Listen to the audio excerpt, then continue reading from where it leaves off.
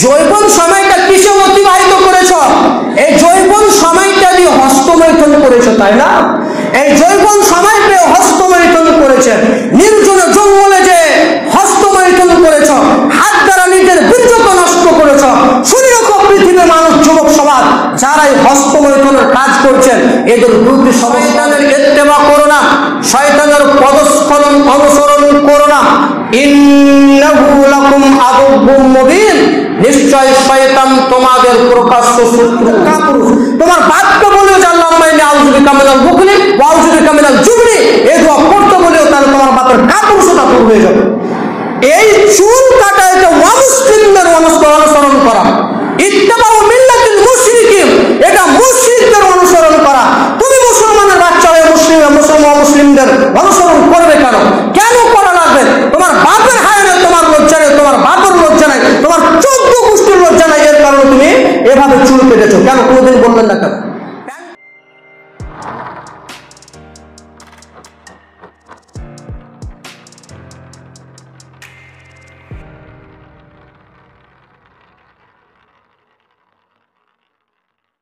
من شرور أنفسنا ومن سيئات أعمالنا، من يهده الله فلا مضل له ومن يضلله فلا هادي له، وأشهد أن لا إله إلا الله وحده لا شريك له، وأشهد أن محمدا عبده ورسوله، فإن خير الحديث كتاب الله وخير الهدي هدي محمد صلى الله عليه وسلم، وشر الأمور محدثاتها وكل محدثة بدعة وكل بدعة ضلالة وكل ضلالة في النار. أعوذ بالله من الشيطان الرجيم. أو كصيب من السماء فيه ظلمات ورعد وبرق يجعلون أصابعهم في آذانهم من الصواعق حذر الموت والله محيط بالكافرين. يكاد البرق يخطف أبصارهم كلما أضاء لهم مشوا فيه وإذا ظلم عليهم قاموا ولو شاء الله لذهب بسمعهم وأبصارهم إن الله على كل شيء قدير. بسم الله الرحمن الرحيم. يا أيها الناس كلوا مما في الأرض حلالا طيبا ولا تتبعوا خطوات الشيطان إنه لكم عدو مبين. উপস্থিত সম্মানীয় মসজিদের মুসল্লি, প্রশংসা সেই মহান রব্বুল আলামিনের জন্য, তারই আমরা প্রশংসা করি, সকলে বলি আলহামদুলিল্লাহ। আখিরি নবী মুহাম্মদ সাল্লাল্লাহু আলাইহি ওয়াসাল্লামের উপর দুরূদ ও সালাম নাজিল হোক। আল্লাহুম্মা সাল্লি আলাইহি আল্লাহুম্মা বারিক আলাইহি। আজকের আলোচনার বিষয় হচ্ছে যুব সমাজের সমস্যা ও ইসলামী সমাধান। তাদের সমস্যা কী রয়েছে, সেই সমস্যাগুলো আমাদের জানতে হবে। আমরা দিনের পর দিন, রাতের পর রাত অন্যায় করছি। তাদের সম্পর্ক কার সাথে থাকবে? দিন দিন যতদিন যাচ্ছে মানুষ অশ্লীলতায়, খারাপ কাজে লিপ্ত হচ্ছে। বিশেষ করে যারা যুবক, তারা বেশি নষ্ট হচ্ছে বলে আমরা মনে করি। যুবকেরা তাদের সম্পর্ক থাকবে মসজিদের সাথে। তারা মসজিদে সালাত আদায় করবে, মসজিদ ঝাড়ু দিবে, পরিষ্কার করবে, এটা তাদের কাজ। অন্যথায় কোনো কাজে লেগে যাবতীয় কাজ, অশ্লীল ভিডিও, অশ্লীল film, free fire, PUBG game, অশ্লীল সিনেমা, যাবতীয় জিনিস দেখে সময়কে পার করে দেওয়া, রবের ইবাদত না করা, আল্লাহকে আল্লাহ বলে না ডাকা, রাসূলের আনুগত্য না করা। দিনকাল যত উন্নতি হচ্ছে তত মানুষ, তত যুবক সমাজ দিন দিন পিছিয়ে যাচ্ছে। ওরা সব কিছু শিখেছে ইন্টারনেট সহ, যা কিছু আছে ইন্টারনেটের সমস্ত কিছু আপনার কাজ করে দিবে, যা চাইবেন আপনাকে বের করে দিবে, যা কিছু বলবেন সব কিছু তার দ্বারা সম্ভব, কিন্তু তার দ্বারা সালাত আদায় করা সম্ভব নয়, তার দ্বারা ভালো কাজ করা সম্ভব নয়। তো যুবকের সম্পর্ক থাকবে মসজিদের সাথে। কাদের কাদের সম্পর্ক ছিল মসজিদের সাথে আমরা সেটা পেশ করব। হতে পারে বিষয়গুলো শেষ পর্যায়ে আসতে পারে যে মসজিদ ঝাড়ু দেওয়া, পরিষ্কার করা বা দেখাশোনা করা বা এর উপর অটল থাকা, এর উপর কায়েম থাকা বা এর উপর দায়েম থাকা বা এর উপর অটল থাকা একজন যুবকের একটা কাজ। আমরা শেষ পর্যায়ে নিয়ে আসবো আলোচনা, এর মর্যাদা কি, এর গুরুত্ব কি। যেহেতু আজকের আলোচনা হচ্ছে যুব সমাজ ধ্বংসের কারণ এবং ইসলামী সমাধান কি, কি এর সমাধান ইসলামে দিয়েছে। আল্লাহ সুবহানাহু ওয়া তাআলা বলেন, আল্লাহুল্লাযী খালাকা লাকুম মিন যুফিন, আল্লাহ তিনি মানুষকে দুর্বল করে সৃষ্টি করেছে, দুর্বল করে। সুম্মা জাআলা মিন বাদি যুফিন কুওয়াতান, এবং এরপর আল্লাহ সুবহানাহু ওয়া তাআলা দুর্বলতার পর তিনি শক্তি দান করেছেন। সুম্মা জাআলা মিন বাদি কুওয়াতিন যুফান ওয়া সাইবাতান,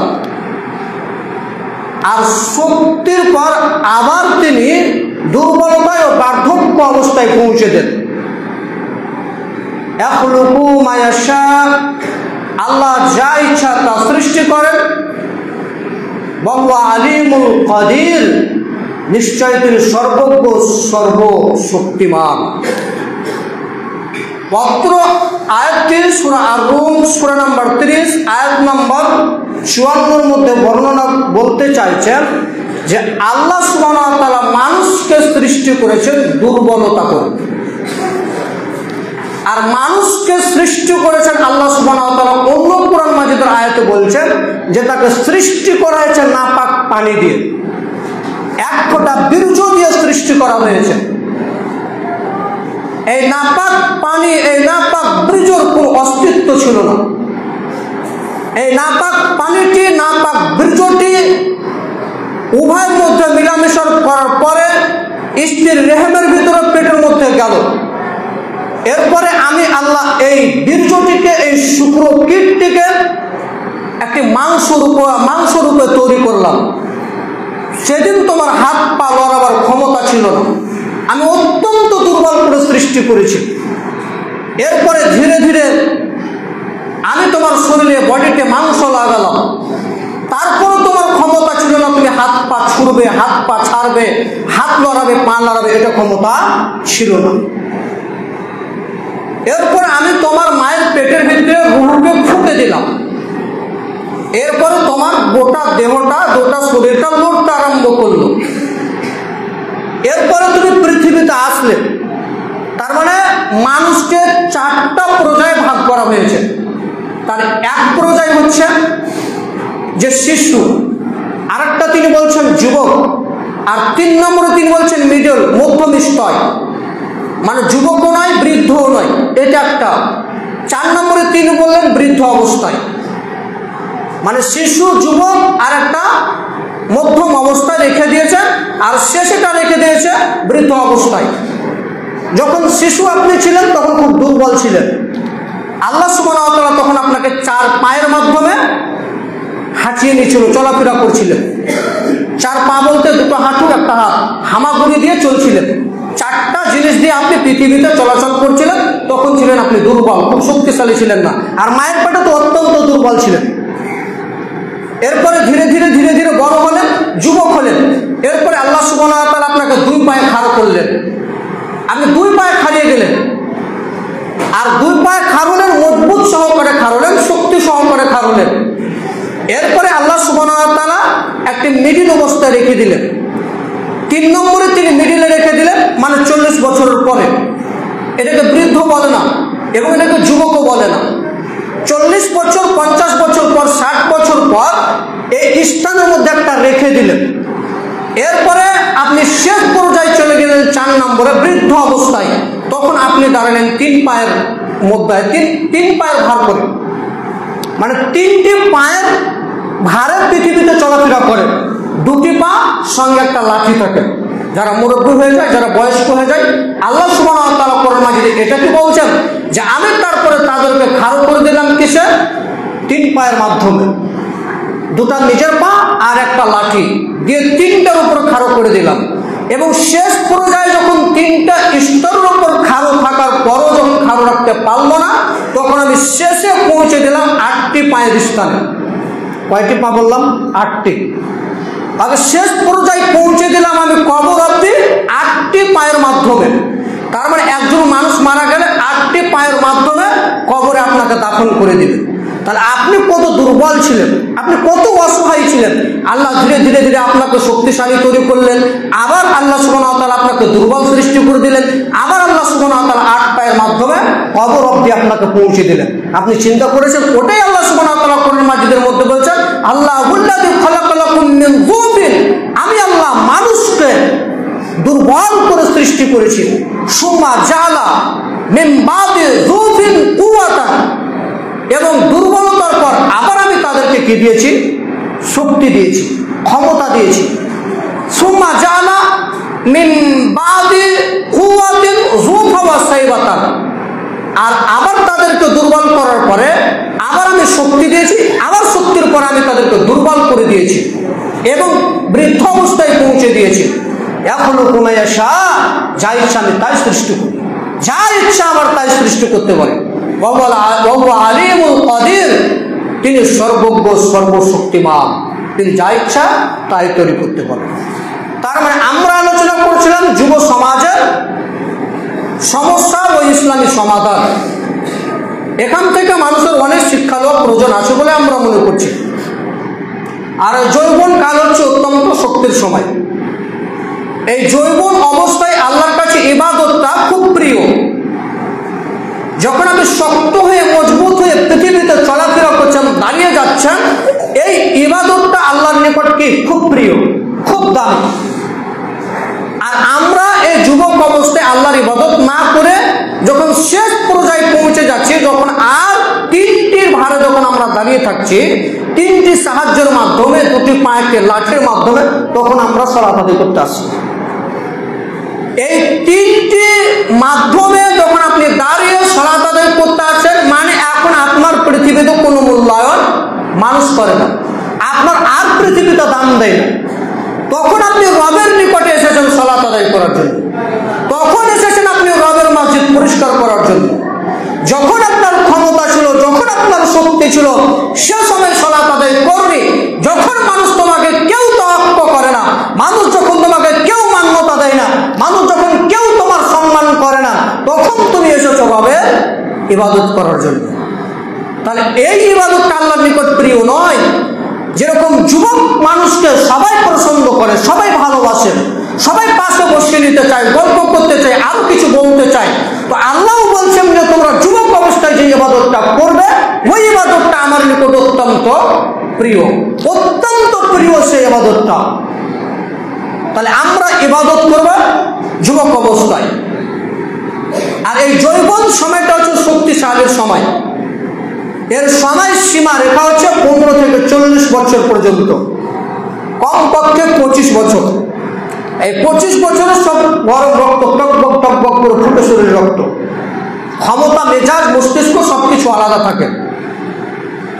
এরপরে তিনি ব্যাখ্যা করছেন যে 25 বছরের পরে, অর্থাৎ মানুষকে 4 ভাগে ভাগ করার পরে সবচেয়ে সময় রেখা বেশি পেয়েছে সেটা হচ্ছে যুবক অবস্থায়। সময় যেটা বেশি পেয়েছে সেটা হচ্ছে যুবক অবস্থায়। ক্ষমতা যেটা পেয়েছে সেটা যুবক অবস্থায়। 1 থেকে 15 থেকে 40 বছর এটা হচ্ছে যুবক সময়, মানে এর সময় রেখা অনেকটা। আর যখন বয়স্ক চলে যাবেন, বৃদ্ধ অবস্থায় চলে যাবেন, 50-60-এর পরে দেখবেন যে আর 10 বছর বাঁচবেন, 5 বছর বাঁচবেন, পৃথিবী থেকে চলে যাবেন। তার মানে 4টি পর্যায়ের মধ্যে সবচেয়ে সময় বেশি পেয়েছে যুবক।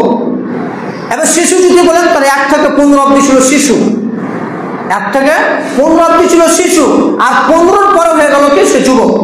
তার মানে 1 থেকে 15 আর 15 থেকে 40, মানে তার যুবক অবস্থায় যুবকের সীমা রেখাটা সবচেয়ে বেশি পেয়েছে।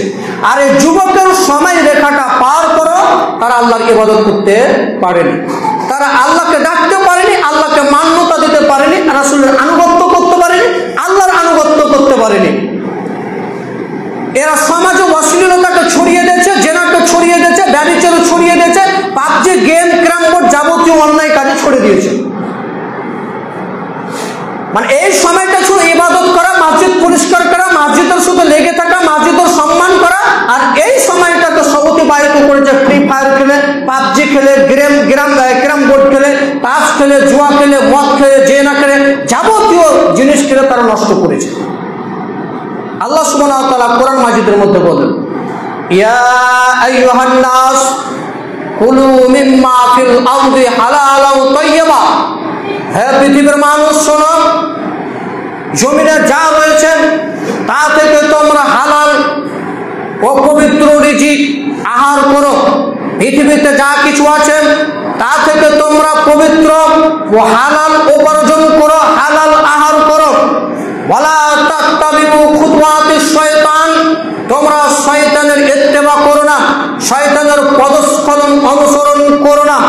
ইন্নাহু লাকুম আদুব্বুম মুবিন, নিশ্চয় শয়তান তোমাদের প্রকাশ্য শত্রু। অত্রায়াতে আল্লাহ সুবহানাহু ওয়া তাআলা বলতে চাইছেন, পৃথিবীর মানুষ শুনে রেখো, তোমরা শয়তানের পদস্খলন অনুসরণ করো না, শয়তানের ইত্তেবা করো না, শয়তানের কাজ করো না। যদি তোমরা শয়তানের কাজ করো, শয়তানের ইত্তেবা করো, তাহলে মনে রেখো শয়তান তোমাদের প্রকাশ্য শত্রু।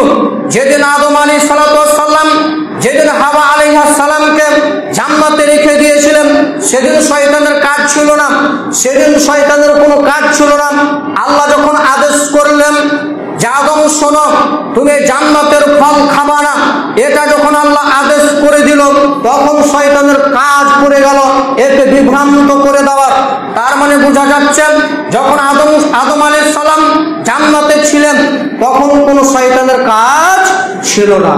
আল্লাহ যখন আদেশ করলেন জান্নাতের ফল খাবা না, এই গাছের ফল খাবা না এবং এই গাছের নিকটবর্তী তুমি হবা না, তখন শয়তান বলল যে শোনো, এই ফল যদি তুমি খাও তাহলে অমর হয়ে যাও, এই ফল অত্যন্ত সুস্বাদু, এই জন্য আল্লাহ নিষেধ করেছে তোমাকে খেতে, তুমি খেয়ে নাও।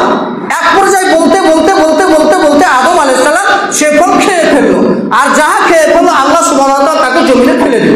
আদম আলাইহিস সালাম বুঝতে পারলেন যে আমি অন্যায় করেছি, আমি ভুল করেছি।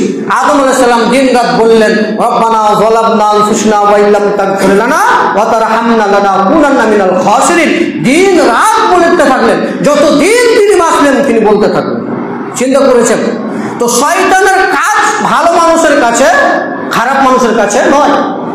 যারা ফ্রি ফায়ার, পাবজি, গেম আরো যাবতীয় জিনিস খেলছে এদের কাছে শয়তানের কাজ নেই।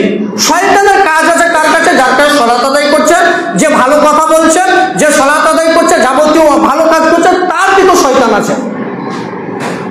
তাকে কিভাবে নষ্ট করা যায়, মানে হিন্দুর নিকটে শয়তানের কাজ নেই, মুসলমানের বাড়িতে শয়তানের কাজ আছে।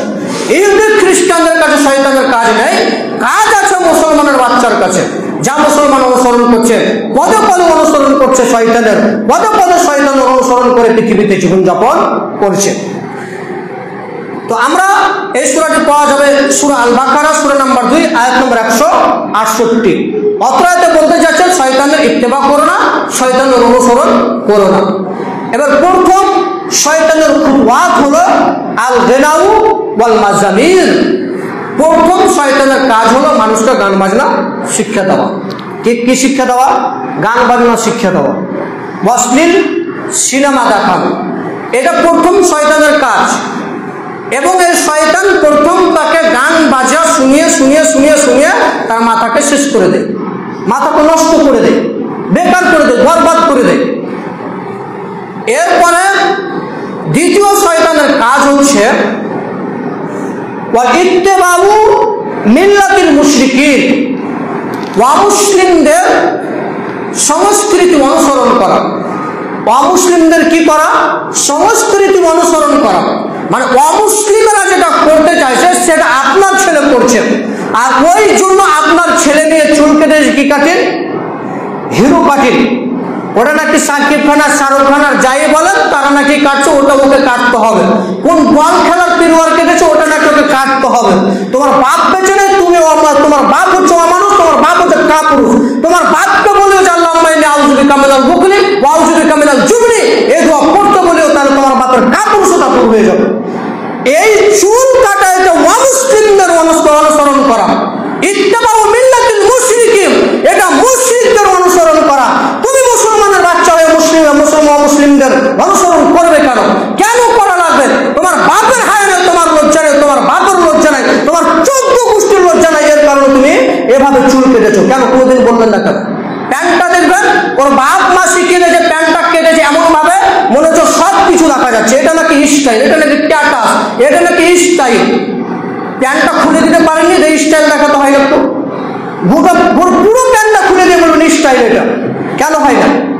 লজ্জা করা দরকার। যে সমস্ত ছেলে মেয়ে যার পিতা মাতা দেখছে দিনরাত ওর মা তার প্যান্টটাকে দিনরাত পরিষ্কার করে দিচ্ছেন, ওর মা তার দিনরাত প্যান্টটাকে পরিষ্কার করে দিচ্ছেন, এই ছিঁড়ে প্যান্টটা টাকুর নিচে প্যান্ট করা প্যান্টটা দিন রাত পরিষ্কার করে দিয়ে তার মা কোনো দিন তাকে বললো না আব্বু শোনো এই প্যান্ট পরা যাবে না, এটা ছিঁড়া প্যান্ট, এই প্যান্ট পরা যাবে না, এটা রাসূল সাল্লাল্লাহু আলাইহি ওয়াসাল্লাম হারাম করেছেন। মান তাসাব্বাহা বিকওমিন ফাহুয়া মিনহুম, যে ব্যক্তি যেই জাতির অনুসরণ করবে কাল কিয়ামতের মাঠে তার সাথে হাসর হবে। আব্বু তুমি এই কাপড় পরো না, এই কাপড় আজকেই আগুন দিয়ে পুড়িয়ে দিতে হবে, এই কাপড় আজকেই কেটে দিতে হবে, এই কাপড় আজকেই বর্জন করতে হবে। ওই জোরালো কণ্ঠটা আপনি কোনদিন আপনার ছেলেকে বলবেন না? কেন আপনার ছেলে আপনাকে ধমক দেয়? কেন আপনার ছেলেকে আপনি ধমক দিতে পারেন না? দোয়া করবেন আল্লাহুম্মা ইন্নী আউযু বিকা মিনাল বুখলি ওয়া আউযু বিকা মিনাল জুবনি, তাহলে কাপুরুষতা দূর হবে, কাপুরুষতা দূর হয়ে যাবে। আপনার ছেলেকে আপনি মসজিদমুখী কেন করতে পারলেন না? আপনার ছেলেকে আপনি কেন মসজিদমুখী করতে পারলেন না? কেন আপনার ছেলে বেনামাজি হয়ে আছে? যেই সব যুবক সালাত আদায় করছিল এরপরও তারা সালাত আদায় করলো না কেন? কেন করে না? এদের তো যুবক অবস্থায় আল্লাহর এই প্রতিবাদটা কবুল ছিল, কার্যকারী ছিল, কেন সালাত আদায় করে না? কেন করলো না? প্রায় যুবক তারা সালাত আদায় করে না, ওপরেও আছে নিচেও আছে। কেন? এরা সালাত আদায় করতো, তারপরে কেন সালাত আদায়? ওদের বাপ ওদের মা ইচ্ছা মতো খেতে দিচ্ছেন, ইচ্ছা মতো সুরবান করতে দিচ্ছেন, ইচ্ছা মতো পানি পান করতে দিচ্ছেন, তোর সালাত আদায় করার কি প্রয়োজন হচ্ছে? দিন ধর্ম তো এমনি চলছে, এমনি তো খাবার পাচ্ছেন, অটোমেটিক তো তার খাবার চলে আসছে। একদিন খাবার বন্ধ করে দেখেন সে সালাত আদায় করে কিনা, কেন সালাত আদায় করবে না? আর ইত্তেবাউ মিল্লাতিল মুশরিকিন, কেন মুশরিকদের আপনি অনুসরণ করবেন? কেন মুশরিকদের আপনি খাবার অনুসরণ করবেন, খাবার খাবেন, খাদ্য গ্রহণ করবেন, কেন করবেন? এখন লজ্জা হয় না কেন? একটা হায়া হয় না কেন? কৃতস্তবোধ হয় না কেন? না পুরো লজ্জা বাজার আপনি বিক্রি করেছেন, পুরো কানটাকে কেটে বেহায়া হয়ে গেছেন নাকি? আমরা অত্র হাদিসে পেশ করতে চাইছি অত্র আয়াতের যে আপনারা মুশরিকদের অনুসরণ ইত্তেবা করবেন না, এটা হারাম। মান তাসাব্বাহা বিকওমিন ফাহুয়া মিনহুম, যে ব্যক্তি যে জাতির অনুসরণ করবে কাল কিয়ামতের মাঠে তার সাথে হাসর হবে। তাহলে আপনার ছেলেকে আপনি কি করবেন? মসজিদমুখী করবেন, মসজিদমুখী। মসজিদে আসবেন, বাপ বাটা মিলে মসজিদে আসবেন। একটা বক্তব্য ছিল 2023 সালে, ইউটিউবে পাবেন, মসজিদের খাদেমের মর্যাদা, মসজিদে খাদেমের মর্যাদা, ইউটিউবে সার্চ দিলে এখন আলোচনাটা পাবেন। সেখানে বলা হয়েছে যে আপনারা বাপ বাটা মিলে মসজিদ আসবেন এবং বাপ বাটা মিলে মসজিদে এসে মসজিদ পরিষ্কার করে যাবেন। বাপ বাটা মিলে এসে দেখবেন বিল এসেছে, এটা আপনার কর্তব্য। বাপ্পাটা এসে মসজিদটা যেগুলো মাদুর রয়েছে সেটা পরিষ্কার করবেন, বাপ্পাটা মিলে এসে মসজিদ পরিষ্কার করবেন। সব দলিল আছে তো? জি, ইব্রাহিম আলাইহিস সালামকে আল্লাহ স্বয়ং বলছে, ইব্রাহিম শোনো, এই কাবা ঘরে মানুষ যত আবর্জনা ফেলবে, নোংরা পড়ে থাকবে, কাঠ পোটা যা কিছু ফেলবে, তোমার বাপ্পাটা মিলে পরিষ্কার করো। কোরআন মাজিদের আয়াত আছে, তোমরা বাপ্পাটা মিলে পরিষ্কার করবে। আল্লাহ ইব্রাহিমকে বলছে, আল্লাহ ইসমাইলকে বলছেন যে মসজিদে যা কিছু পড়ে থাকবে, নোংরা আবর্জনা পড়ে থাকবে, কাঠ পোটাও যদি পড়ে থাকবে, ওটা মুছে তোমরা বাপ্পাটা মিলে পরিষ্কার করবে। কেন পরিষ্কার করবে?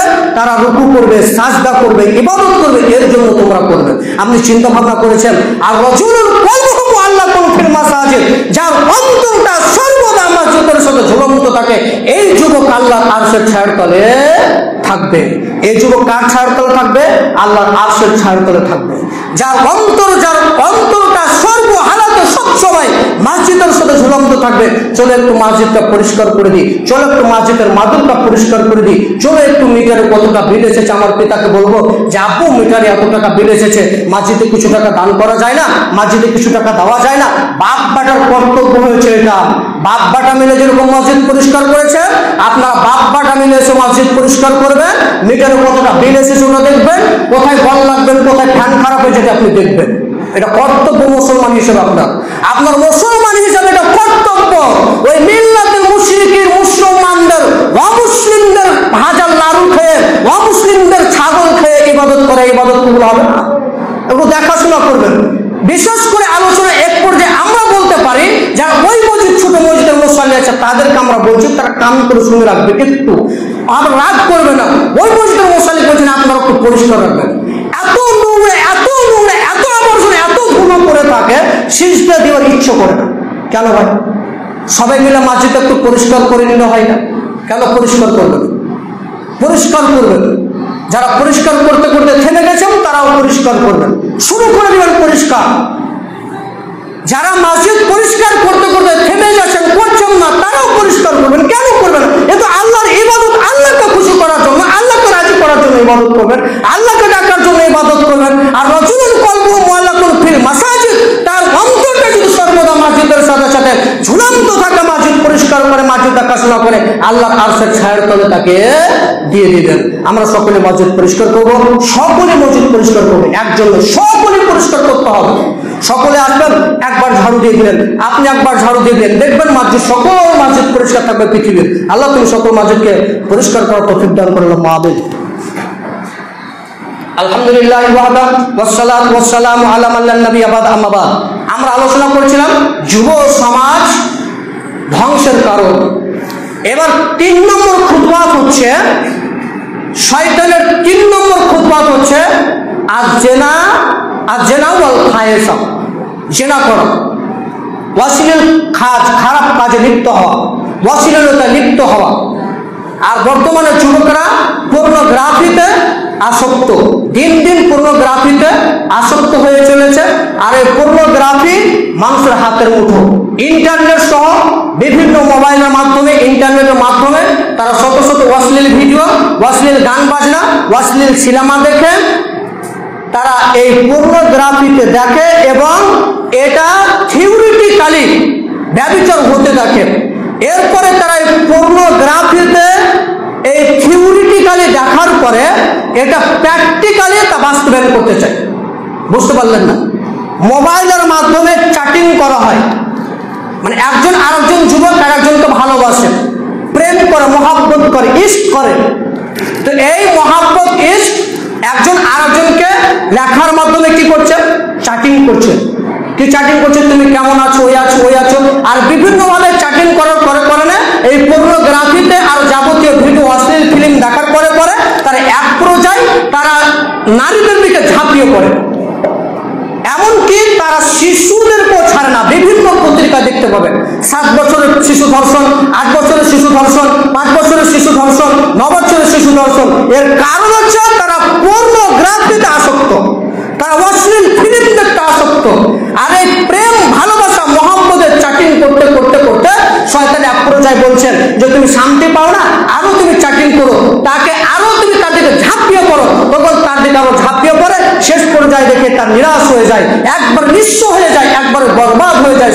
যায়, এরপরে কি করবো আর দিশা পায় না, তখন শেষ পর্যায়ে অশ্লীল কাজে লিপ্ত হয়ে যায়, জেনা কাজে লিপ্ত হয়ে যায়। আল্লাহ সুবহানাহু ওয়া তাআলা কোরআন মাজিদের মধ্যে বলেন, ওয়ালা তাকরাবু জিনা ইন্নাহু কানা ফাহিশা। পৃথিবীর মানুষ শুনে রাখো, তোমরা জেনার কাছে যেও না, তোমরা জেনার কাছে যেও না, নিশ্চয় তা অশ্লীল এবং মন্দ পথ, এটা খারাপ কাজ। এই পৃথিবীর মানুষকে যারা ভাবের সাথে দেবর জেনায় লিপ্ত হয়েছে, শত শত দেবরকে পাথর দিয়ে মেরে ফেলতে হবে। যারা ভাবের সাথে জেনায় লিপ্ত হয়েছে, যারা ব্যভিচারে লিপ্ত হয়েছে, তাদেরকে পাথর মেরে ফেলতে হবে। এই পৃথিবীতে হাজারো পুরুষ তাদের ভাবের সাথে অশ্লীল ফিল্মে, অশ্লীল ব্যভিচারে, অশ্লীল খারাপ কাজে লিপ্ত রয়েছে। যারা এই খারাপ কাজে, অশ্লীল কাজে লিপ্ত রয়েছে, এদের বাঁচার পথ নেই। যদি বিবাহ অবস্থায় জেনা করেন তাহলে পৃথিবীতে তার বাঁচার পথ নেই। যদি অবিবাহিত অবস্থায় বিবাহ করেন তাহলে তাকে 100 লাঠি পিটাতে হবে এবং দেশ থেকে চলে যেতে হবে। আজকে যুব সমাজ জেনার কাছে, খারাপ কাজে লিপ্ত হয়েছে। আজকে তাদের জামাই দেখতে, বউ দেখতে গেলে 5-7টা আরো বেঁধে নিয়ে যায়, সঙ্গে ছবি তুলে নিয়ে আসে। এটা একটা জেনার কারখানা। এই জেনার কারখানা খোলা যাবে না। এই জেনার কারখানা যেদিন আপনি বন্ধ করতে পারবেন, সেদিন আপনি শান্তি পাবেন। সেদিন যুবক এক জায়গায় থাকবে। যেদিন অশ্লীল ফিল্মকে ছেড়ে দিতে পারবে, যেদিন এই খারাপ মেয়েকে ছেড়ে দিতে পারবে, সেদিন যুবক স্থানভাবে দাঁড়াতে পারবে, ভালোভাবে সঠিকভাবে দাঁড়াতে পারবে। আজকে অনেক ছেলে, তারা যুবকেরা জেনার সাথে লিপ্ত হচ্ছে, তারা সালাতের ধারের কাছে আসে না। ওদের বাপ মতো কোনোদিন বলছে না সালাত আদায় করার জন্য। একেবারে কত নিচে নেমেছে, কত নির্লজ্জ, কত বেহায়া হচ্ছে, তো বলার কথা রাখে, ওটা বলার বাহুল্য রাখে না। মোবাইলে দিন রাত কি কাহা লিখছে, কি কাহা বলছে, বলে যাচ্ছে, কোনোদিন পিতা মাতা বললো না। কেন বললো? কেন বলা লাগবে না? আপনি হাদিস স্মরণ করেননি? আবু হুরায়রা ইবনে মাসউদ রাদিয়াল্লাহু তাআলা আনহু বলেন, রাসূল সাল্লাল্লাহু আলাইহি ওয়াসাল্লাম বলেছেন, তাজালু কদামা ইবনে আদম ইয়াউমাল কিয়ামা মিন ইনদি রাব্বিহি। আদম সন্তানের কিয়ামতের দিন 5টি জিনিস জিজ্ঞাসা হওয়ার আগ পর্যন্ত আদম সন্তান আল্লাহর নিকটে তার পদদায়, তার পা এক পা সরাতে পারবে। তার 1 নম্বরে তিনি বলেছেন, আগুমরি ফিমা আফনাহু, তার বয়সটা বুঝিয়ে দিতে হবে। এই সময়টাকে বুঝিয়ে দিতে হবে। 70 বছর 50 বছর সময় রয়েছে, কোথায় অতিবাহিত করেছো, কোথায় সময় নষ্ট করেছো? ওই ছিঁড়ে প্যান্ট করে আর নারীর পিছনে ঘুরে ঘুরে আর সিনেমা দেখে দেখে আর বহু দেখে আর জামাই দেখে সময়টাকে নষ্ট করেছো। আল্লাহ একে ছেড়ে দিবেন না। তার বয়সটা, পূর্ণ বয়সটাকে বুঝিয়ে দিতে হবে।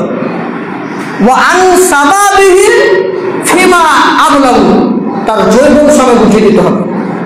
যৌবন সময়টা কিসে অতিবাহিত করেছে, যৌবন সময়টা কিসে অতিবাহিত করেছ? এই যৌবন সময়টা দিয়ে হস্তমৈথুন করেছো, তাই না? এই যৌবন সময় পেয়ে হস্তমৈথুন করেছে, নির্জনে জঙ্গলে যে হস্তমৈথুন করেছ, হাত দ্বারা নিজের বীর্যকে নষ্ট করেছ। শুনে রাখো, পৃথিবীর মানুষ, যুবক সমাজ যারা এই হস্তমৈথুনের কাজ করছেন, এদের দুটি সমস্যা হবে। 1, এরা সন্তান জন্ম দিতে পারবে না। 2, এদের লিঙ্গ ঠিকভাবে সোজা হবে না, ব্যাকা হয়েছে। স্পষ্ট আদেশ। আপনাকে লজ্জা লাগলে আমার কিছু নয়, যুবক সমাজ তোমাকে সমাধান করার জন্য আমি বলছি, এদের সন্তান জন্মাবার মতন ক্ষমতা হারিয়ে ফেলবে। যেসব যুবক ছেলে অশ্লীল ফিল্ম দেখে, অশ্লীল গান বাজনা দেখে তারা হস্তমৈথুন করে, তারা হাত দিয়ে নিজের বীর্যকে নষ্ট করে দেয়, হস্তমৈথুন করে, এরা কাল কিয়ামতের মাঠে আল্লাহ সুবহানাহু ওয়া তাআলা কঠোর শাস্তি দিবেন। কঠোর থেকে কঠোর শাস্তি দিবেন। আল্লাহ সুবহানাহু ওয়া তাআলা এই যৌবন সময়কে রক্ষা করার জন্য দিয়েছে, একে বরবাদ করার জন্য এমনি, একে নষ্ট করার জন্য তিনি 26 বছর 30 বছর হয়েছে বিবাহ করে না। লজ্জা হয় না কেন? কেন বিবাহ করা লাগবে না? 26 বছর 30 বছর হয়ে যাচ্ছে, আবার বলছে আমার নিজের পায়ে দাঁড়ায়। নিজের পায়ে দাঁড়াবেন তো তুমি পরের পায়ে চলছো নাকি? পরের পায়ে চলা লাগছে? 30 বছর 35 বছর হচ্ছে বিবাহ করার কোনো নাম কথা নেই, আর অশ্লীল কাজে, খারাপ কাজে লিপ্ত থাকছে। কেন থাকবে? কেন খারাপ কাজে লিপ্ত থাকবে? আল্লাহ বলছেন যে বিবাহ করলে আমি তোমাদের রিজিকে বরকত দিব। আল্লাহ বলছেন তোমরা যদি বিবাহ করো তাহলে আমি রিজিকে আল্লাহ বরকত দিব। তুমি একাই রিজিক ইনকাম করছেন, তোমার স্ত্রী হবে, আমি তার রিজিকের ব্যবস্থা করে দেবো, তার ছেলে মেয়ে হবে, তার আমি রিজিকের ব্যবস্থা করবো। মানে পরিবার যত বাড়বে আল্লাহ তার রিজিকের ব্যবস্থা তত করে দিবে। তো আপনি কেন এত রিজিক নিয়ে চিন্তা করছেন? কেন চিন্তিত হচ্ছেন? খারাপ কাজে অশ্লীল কাজে লিপ্ত হবেন না, সতর্কতা অবলম্বন করবেন। তার 3 নম্বরে তিনি বলেন মালিহি মিন আইনা তাসাবাহু, তার মাল কোথায় নষ্ট করেছে, উপার্জন করেছে, কোথায় ইনকাম করেছে, এটাও লাগবে। আমরা আরো যে কয়টা বাকি থাকলো পরের সপ্তাহে আমরা বলবো। শেষ পর্যায়ে বলতে যাচ্ছি রজুলুন কলবুহু মুআল্লাকুন ফিল মাসাজিদ, সকলে মসজিদ পরিষ্কার করবেন, সকলে মসজিদ ধুবেন, সকলে মসজিদে ইবাদত করবেন, সকলে আল্লাহর ইবাদত করবেন, আনুগত্য করবেন। এটা হক রাখে, এটা অধিকার রাখে এবং একজন যুবকের কর্তব্য হচ্ছে এগুলো দেখাশোনা করা। আমার আলোচনায় কেউ কোনো যদি ব্যথা পেয়ে থাকেন তাহলে ক্ষমা করবেন। আমি কাউকে দুঃখ দিয়ে আলোচনা করতে চাই না, কষ্ট দিয়ে আলোচনা করতে চাই না। আমি চাইছি যে আপনি যাতে সতর্ক হন, আপনি যাতে সতর্কতা অবলম্বন করেন। বক্তব্যের মাঠে যখন বক্তব্য পেশ করায় তখন মেজাজ মস্তিষ্ক আলাদা থাকে, কড়া থাকে, কঠিন থাকে, বলতে যে অনেক কথা বলতে হয় যাতে মানুষ সতর্ক হয়, মানুষ যাতে শুধরায়। একজন বলছেন যে মৌলানা সাহেব সুর করে আলোচনা করলে হয় না, এমন আলোচনা করলো একজন, এমন সুর করে আলোচনা করলো। আমি বলছি কি শিখলেন ভাই? বলছি বলতে পারবো না। আমি বলছি তাহলে কি লাভ হলো? খুব আলোচনা সুর দিয়ে এমন আলোচনা জোয়ার করছে, ওর কাছে জ্ঞান নেই, ওই জন্য ওই সুর করে আলোচনা করছে, ও এমন সুর করে আলোচনা করছে। আমি কি শিখলেন ভাই বলবেন একটু? বলছি কিচ্ছু বলতে পারবো না। কি বলেছি? অন্তত যে কথাগুলো বলছি কথার উপর আমল করবেন।